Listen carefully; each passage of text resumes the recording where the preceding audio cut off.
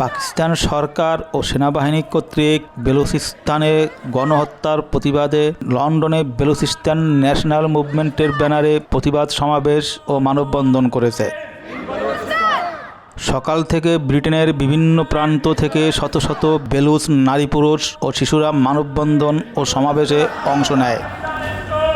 সকাল থেকে Trafalgar square, national গ্যালারির সামনে এবং পার্লামেন্ট স্কয়ারে প্রতিবাদ সমাবেশ অনুষ্ঠিত হয়। সমাবেশে বক্তারা বলেন, 5 অক্টোবর পাক সেনাবাহিনী হেলিকপ্টার থেকে বোমা মেরে 6 জন বেসামরিক নাগরিক হত্যা করেছে, এর মধ্যে 4 জনই শিশু। একই দিন পাকিস্তান সেনাবাহিনী আরও কয়েকটি স্থানে নিরীহ মানুষের উপরে আচমকা বিমান হামলা চালিয়ে শত শত মানুষকে আহত করেছে।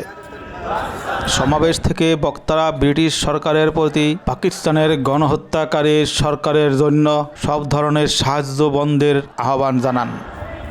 বক্তারা বলেন, পাকিস্তান সৃষ্টির পর থেকে এখন পর্যন্ত 4 লক্ষেরও বেশি বেলুচ নাগরিককে হত্যা করেছে পাকিস্তান আর্মি।